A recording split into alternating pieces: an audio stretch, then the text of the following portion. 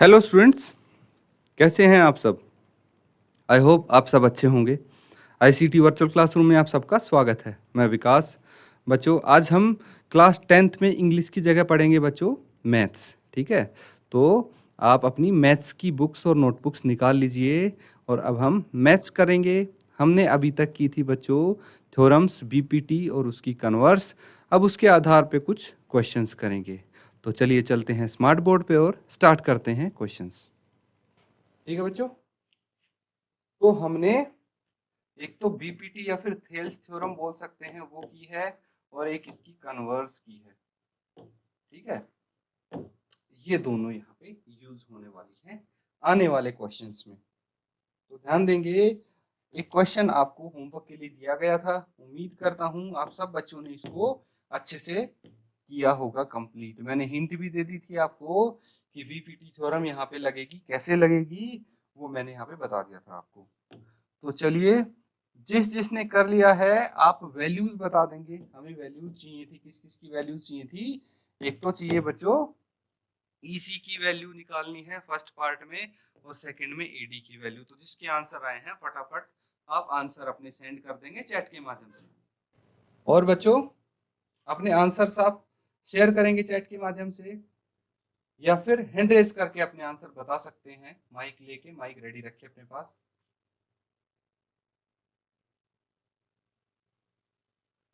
तो बच्चों चलिए, अब हम साथ में इसको सॉल्व करेंगे। ठीक है, सबसे पहले फर्स्ट पार्ट देखिए। इन ट्रायंगल, कौन सा ट्रायंगल है? एबीसी है यहाँ पे, है ना? एबीसी, एबीसी ट्रायंगल में आपको क्या गिवन है? डीई पैरेलल टू बीसी, ये गिवन है। ठीक है, तो हमने बीपीटी थ्योरम में सीखा था कि भाई अगर ये बीसी के पैरेलल होगा डीई, तो पॉइंट डी और ई जो ए बी और ए सी को कट करेंगे वो सेम रेशियो में कट करेंगे। तो हम बीपीटी की हेल्प से क्या लिख सकते हैं? यहाँ पे बीपीटी की मदद से हम एक चीज लिख सकते हैं कि भाई एडी जो है, एडी जो है ये रहा एडी, एडी बटे डीबी, एडी बटे डीबी किसके इक्वल होना चाहिए? एई बटे ईसी। किसकी मदद से पता लगा? बेसिक प्रोपोर्शनैलिटी थ्योरम की मदद से हमने ये पता लगा लिया। सर हैंग हो, ठीक है? तो मैं फिर से बता देता हूं बच्चों, ट्रायंगल एबीसी में, ठीक है, एबीसी में फर्स्ट पार्ट में देखिए, ट्रायंगल एबीसी में हमारे पास जो डी है वो पैरेलल है बीसी के। तो ये गिवन है। अगर ये चीज गिवन है कि ये जो थर्ड साइड है उसके पैरेलल कोई लाइन है, तो बाकी दो साइड्स को वो सेम रेशियो में डिवाइड करेगी। That means AD by DB बराबर होगा एई बाय ईसी। किसकी हेल्प से पता लगा? बेसिक प्रोपोर्शनैलिटी थ्योरम से ये चीज हमें पता लग गई। अब ये चीज पता लग गई तो बहुत अच्छी बात है, क्योंकि हमारे लिए अब चीजें आसान हो जाएंगी। वो कैसे? देखिए, हमें वैल्यूज रखनी है बस।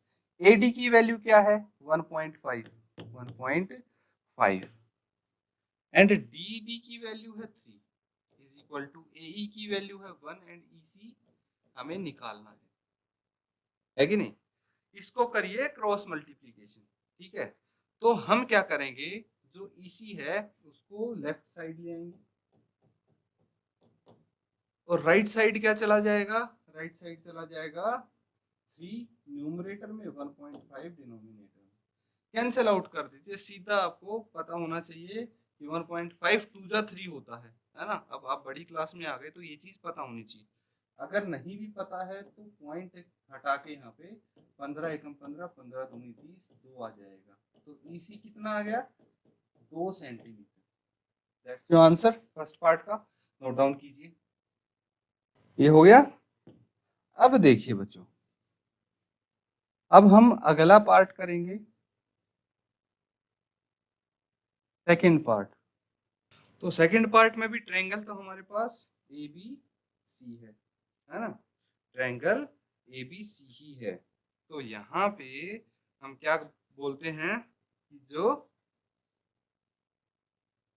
डीई है वो पैरेलल है बीसी के, डीई पैरेलल बीसी के है। तो अब देखिए by using BPT,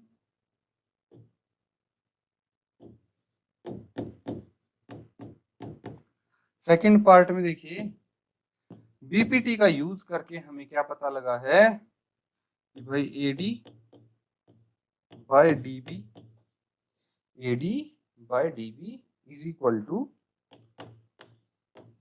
AE by EC. ठीक है, एई बाय ईसी ये पता लग गया। सेम चीज है यहां तक, तो सेम है दोनों पार्ट में। उसके बाद वैल्यूज रखनी है बस, है ना, वैल्यूज रखेंगे आंसर आपका आ जाएगा, बहुत सिंपल है। तो चलिए वैल्यूज रखते हैं। एडी की वैल्यू यहाँ पे क्या है, एडी तो हमें निकालना है ना, ये तो फाइंड आउट करना है। तो डीबी की वैल्यू 7.2 है, एडी बटे डीबी है 7.2 इज इक्वल टू एई कितना है 1.8 एंड ईसी कितना है 5.4 लिख लीजिए। अब ये डेसिमल से डेसिमल यहाँ पे कट जाता है, ऐसे कर सकते हैं आप। और अगर आपको 18 का टेबल आता है तो 18 तिया 54 होता है, सीधा सीधा पता लग जाएगा। नहीं तो आप काटते रहिए, 2 से फिर 3 से काटेंगे, ऐसे करके कैंसल आउट करते रहिए। या फिर 6 से सीधे काट सकते हैं, 6 तिया 18 और 6 9 जा 54 और ये हो गया 3 एकम 3 3 तिया 9, 1/3 ही आना है, 18 तिया 54 होता है ये।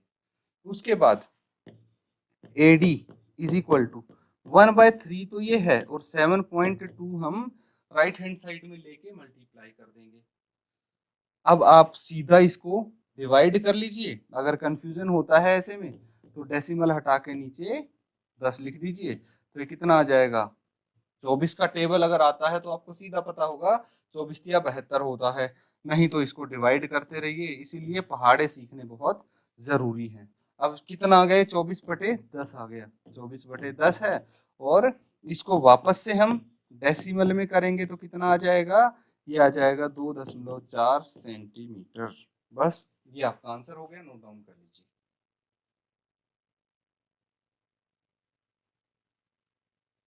ठीक है बच्चों, ये सबने कर लिया है कंप्लीट, तो अगला क्वेश्चन कीजिए। क्वेश्चन नोट डाउन कीजिए। E and F are points on the sides P, Q and P are respectively of a triangle PQR। यहाँ पे आपको डायग्राम नहीं दिया। सबसे पहली बात तो ये है कोई फिगर नहीं है हमारे पास, हमें खुद बनानी है रेफरेंस के लिए। क्या बोला गया है कि भाई एक ट्रायंगल है PQR,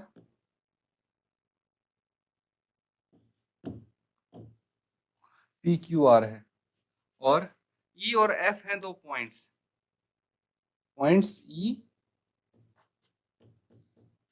और F हैं on sides PQ and PR respectively. तो कुछ इस तरह से सर फिर से है।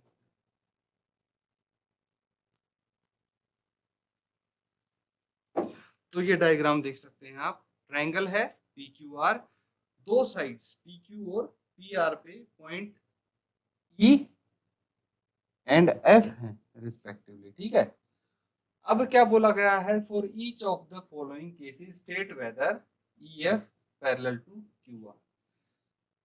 तो हमें ये कैसे पता लगेगा कि जो EF है वो QR के पैरेलल है भी या नहीं, ये कैसे पता लगेगा।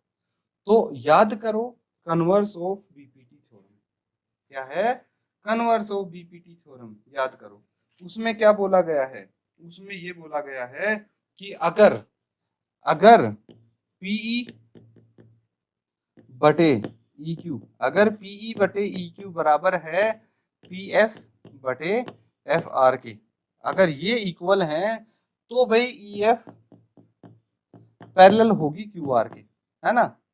ये इसका कन्वर्स है बीपीटी का, इसका इस्तेमाल करना, हमें ये चेक करना है कि ये इक्वल है या नहीं। अगर इक्वल है तो पैरेलल होगा, अदरवाइज नहीं होगा।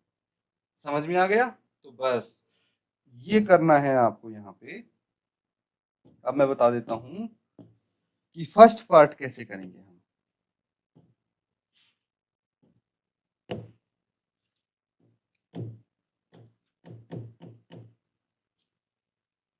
तो गिवन है आपको पीई, ईक्यू, पीएफ, एफआर, ये चारों आपको गिवन है ना, चारों चीज गिवन है। तो सबसे पहले क्या करना है हमको, सबसे पहले आप लिख लेंगे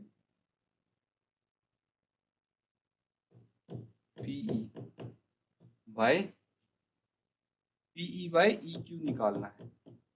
पीई बाय ईक्यू को चेक कर लेंगे, पीई है 3.9 एंड ईक्यू है 3, कैंसिल आउट करके देखिए क्या आ जाएगा, 3 1 जा 3 पॉइंट, 3 3 जा 9, ठीक है। तो ये आ गया 1.3, 1.3 आ गया इसका अनुपात। दूसरे का अनुपात देखते हैं किसका, पीएफ और एफआर का, पीएफ बटे एफआर, इनका अनुपात चेक करेंगे। पीएफ है 3.6 और एफआर है 2.4, इसको देखेंगे, डेसिमल से डेसिमल कट गया। अब 12 दूनी 24, 12 तिया 36, 12 का टेबल आता है हमें 3/2। अब देखिए जो पीई बटे ईक्यू है वो 1.3 है, पीएफ बटे एफआर है वो 3/2 है। तो क्या ये दोनों इक्वल हैं? नहीं। तो आप लिखेंगे since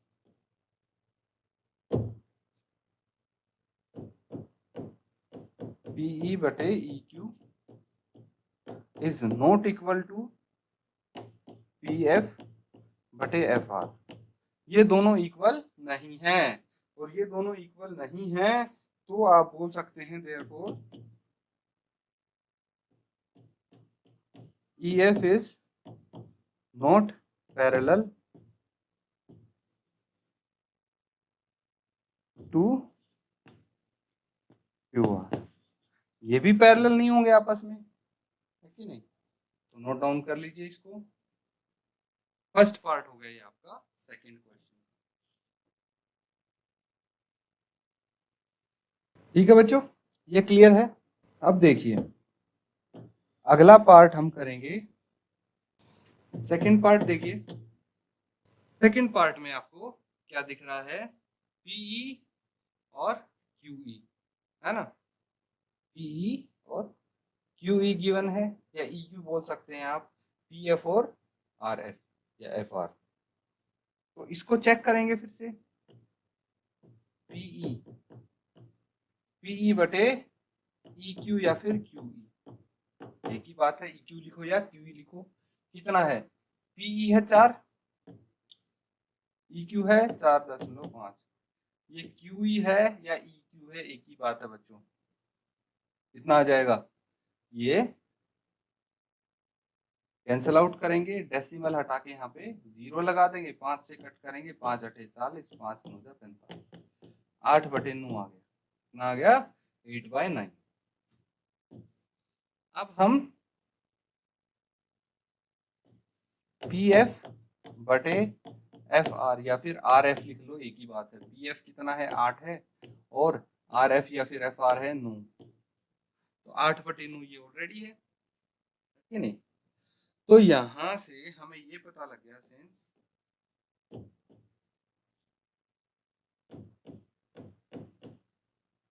PE by EQ is equal to PF by FR, ये दोनों इक्वल हैं, ठीक है।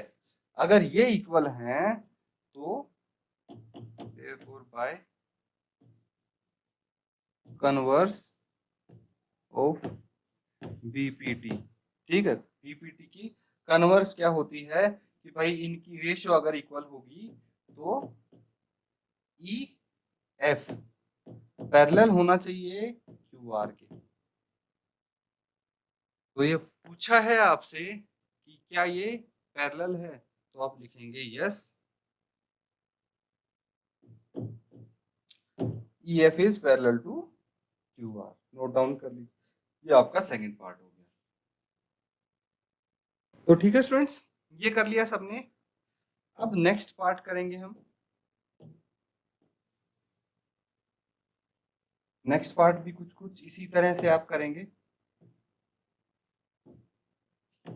ये हो गया थर्ड पार्ट। इसमें भी चेक करेंगे हम इनकी रेशियोज, किस किस की क्या दिया है, पी क्यू और पी आर की रेशियो चेक करेंगे। इसमें क्या दिया है आपको, देखिए इसमें थोड़ी ही चीजें आपको अलग दी गई हैं। क्या क्या दिया है? एक तो दिया है पी क्यू। पी क्यू कितना है? 1.28 सेंटीमीटर। और दिया है पी आर।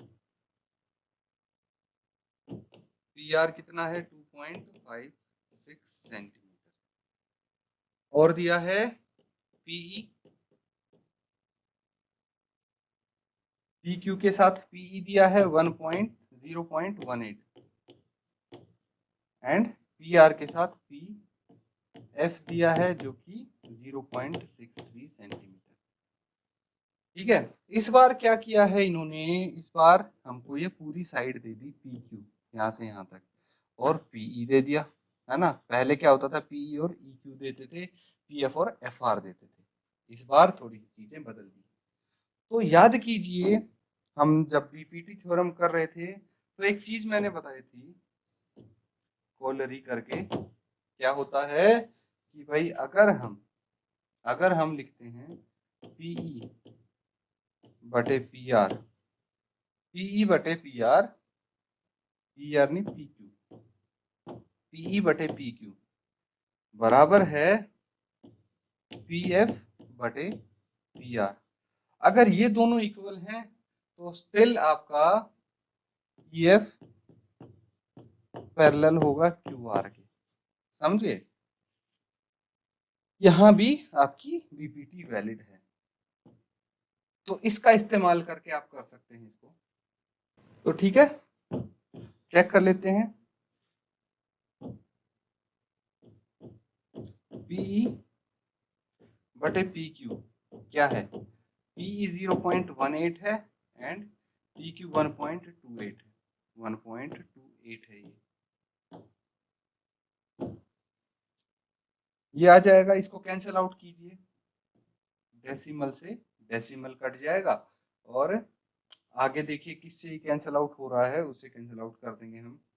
2 से कर देंगे 9 आ जाएगा, इसको 2 से करेंगे 2 6 जा 12, 2 4 जा 8, कितना आ गया? 9 बटे 64, 64। उसके बाद हम चेक करेंगे पी एफ बटे पी आर। पी एफ बटे पी आर क्या हो गया? पी एफ हो गया 0.63 और पी आर हो गया आपका 2.56। डेसिमल से डेसिमल कट गया और कितना आ गया? 7 9 का 7 9 63, और इसको करेंगे तो कितना आ जाएगा? 7 9 जा 63, और इसको करेंगे तो 7। बच्चों इसको थोड़ा आपको करेक्ट करना पड़ेगा। जो ये क्वेश्चन है यहाँ पे 63 नहीं 36 होना चाहिए। क्वेश्चन थोड़ा गलत लिखा हुआ है, ठीक है। तो क्वेश्चन को थोड़ा हम करेक्ट कर लेंगे। कितना होना चाहिए? 36 सेंटीमीटर होना चाहिए, तभी कट के ये इक्वल आएंगे। अब देखिए 0.36 है एंड 2.56 है। अब कैंसिल आउट कीजिए, डेसिमल से डेसिमल कट गया आपका। उसके बाद ये कैंसिल आउट होके कितना आ जाएगा? 4 9 जा 4 9 जा 36, और इसको 4 से करेंगे तो 64 आ जाएगा। 9/64 हो गया, ठीक है। तो आपके पीई बटे पी क्यू इक्वल टू है पी एफ बटे पी आर। ये दोनों इक्वल हैं, ठीक है। Since they are equal therefore E F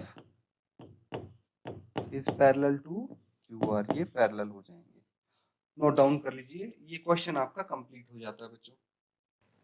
तो बच्चों आज हमने कुछ क्वेश्चंस किए हैं, ठीक है, बीपीटी के आधार पे। इनको अच्छे से रिवाइज करें आप, तो थ्योरम भी अपने आप रिवाइज हो जाएगी, और आगे भी क्वेश्चंस इसी के आधार पे कुछ और प्रैक्टिस करेंगे हम। इसी के साथ आज का सेशन यहाँ पे एंड करते हैं। Thank you and have a nice day.